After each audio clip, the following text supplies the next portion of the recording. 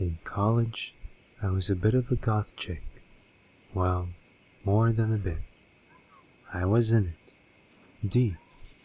Luckily, so was my roommate, Tara. We hit it off immediately, quickly discovering our shared love of all things dark and creepy.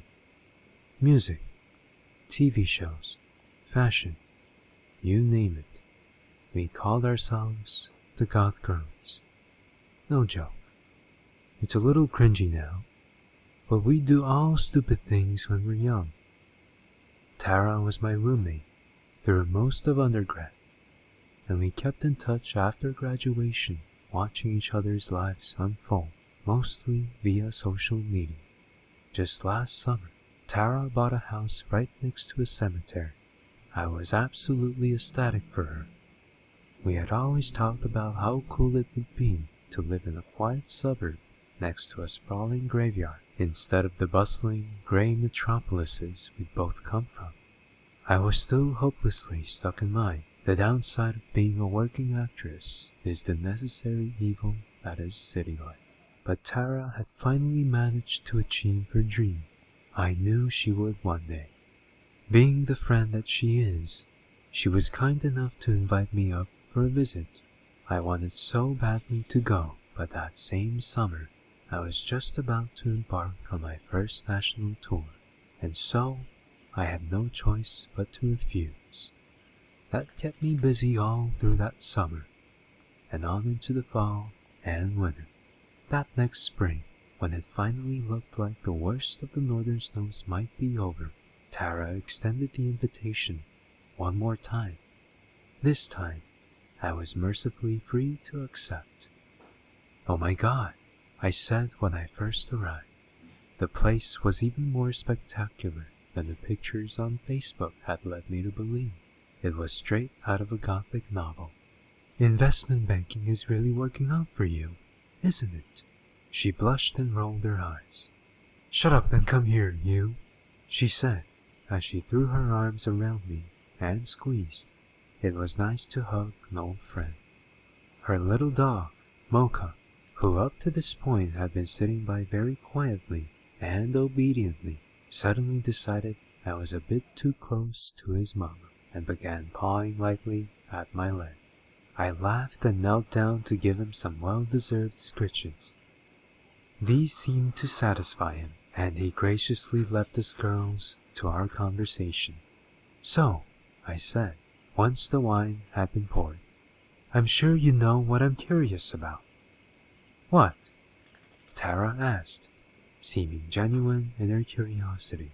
"Oh, only that vast collection of corpses that's practically right in your backyard." I thought she'd bubble over and start telling me a million stories about her exploration of the place, but that was not what happened. Instead, her smile disappeared. She went completely silent and even looked a little worried. "Tara?" I said. "What is it? Are you okay?" "Yeah," she said. "I'm fine." She paused. "I just think, well, maybe living next to a graveyard wasn't the best idea." I was stunned. "Are you kidding? We used to talk about this all the time. This was one of your life goals, dude." "I know," she said. "That's what makes this so disappointing."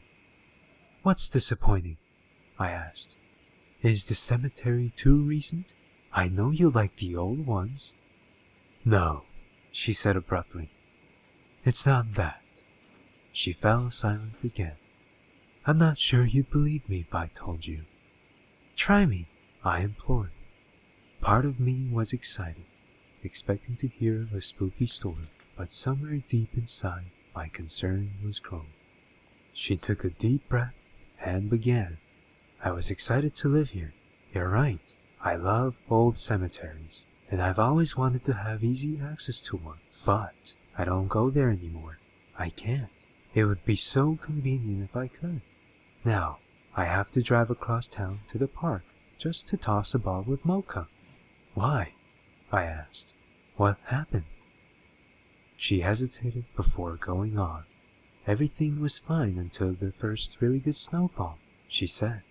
Back then, yeah, I would just take Mocha over to the cemetery for his walks and to run around. On this particular day, it had just snowed the night before, and so Mocha and I seemed to be the only ones in the whole place, or the only living things, I guess.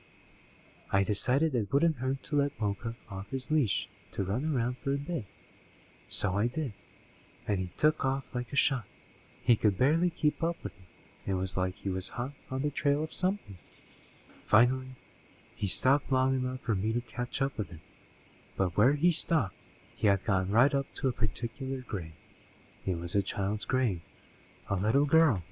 Emily, I think her name was. I don't remember the dates, but she died sometime in the late 1800s. She was only 6 or 7. Her tombstone was one of the nicer ones.